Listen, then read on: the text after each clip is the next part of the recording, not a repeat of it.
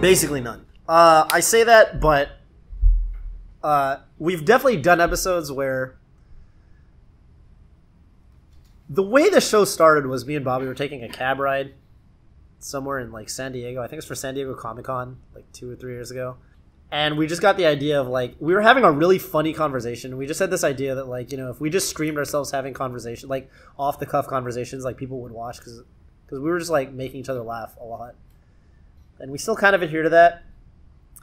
Bobby especially is really, really good at it. I think I do better with more preparation. But Bobby, he's like such an explosive guy, right? That he can make any situation interesting, I think, if he wants to. We've had a lot of episodes, especially the manga episodes. We never know what we're going to talk about.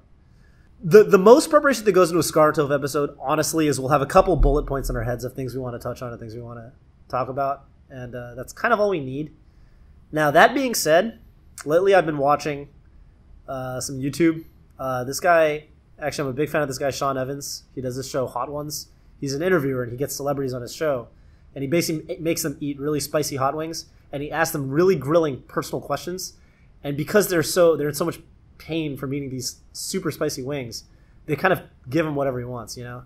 And you can tell that this guy puts a ton of, like, preparation into each of his interviews, because he, like, goes really deep. He'll pull up stuff from the past, and, you know, he's done research into these guys, like, close friends and things like that. And he always knows all of his guests really well.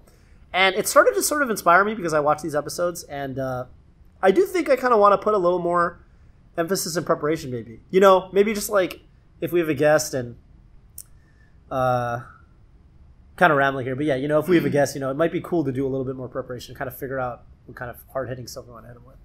Another thing to note, by the way, is it also depends a lot on the guest.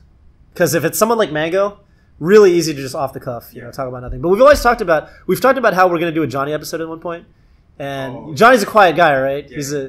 He's super funny once he gets going, I think, but you know, you need to get him going. And we've talked about, like, you know, if we have a Johnny episode, for example, we'll probably do a little more planning, try to think of some fun stuff to do or to talk about. The reads, well, it's kind of similar, honestly. I mean, we just kind of hop on Netplay, and the difference with the reads is that, like, it's a really new audience, because we're uploading the cross counter, both the website and the YouTube channel, and so there's a lot of, like, Street Fighter players, and, you know, players that, like, non-smashers basically, who are watching. So I'm almost at a place, like, when I started commentating, where I'm really trying to get feedback. With the Scar and Toph Show, it's almost like really lax, because everyone who watches the Scar and Toph Show likes us, if that makes sense. Yeah. They know what to expect. With the reads, that's not really the case.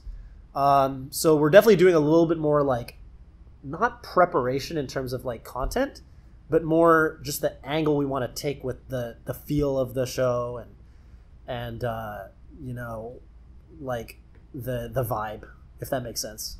A little bit more thought is going into that right now, just because it's a new show and it's a new audience.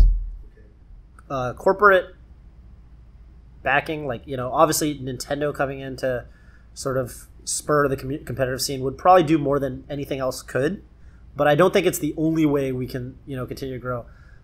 Even since, for example, having started doing the reads with Scar, there have actually been a lot of people saying, like, oh, you know, I didn't really know Melee before this, but this seems cool. And that was kind of one of our goals too. The other one of our goals being to get Spencer paid. But Scar, for example, kind of got into Street Fighter 4 via watching Excellent Adventures, and I think there's definitely a market for more content creators to come out, create content that's targeted at newer players, and just get people interested in Smash. I think there's that, you know, like Peng Boys and the guys that do, like, the weekly SSBM community highlights. That's a pretty new thing, and that's actually hitting a huge audience. If you look at, like, YouTube content numbers from, you know, from this year compared to, like, last year, I think we're still on a pretty quick upward trend. As for things like, you know, tournament registration numbers, things like that, there's always going to be a barrier to entry for travel to tournaments for newer players, because it's expensive. You know, you have to pay for travel, you have to pay for often a hotel or tournament registration fees. But yeah, I think there's still a lot of ways Melee can grow. Netplay, I guarantee you, Netplay is going to be faster and better next year than it was, you know, same time this year. Yeah, and you know, the top more so than anything, I think the top players are still passionate as ever, and I think that, like, Melee is the kind of game that sort of carries itself. At the end of the day, like, the reason so many people play Melee is because Melee is a really sick game, and I don't think that's going to change anytime soon.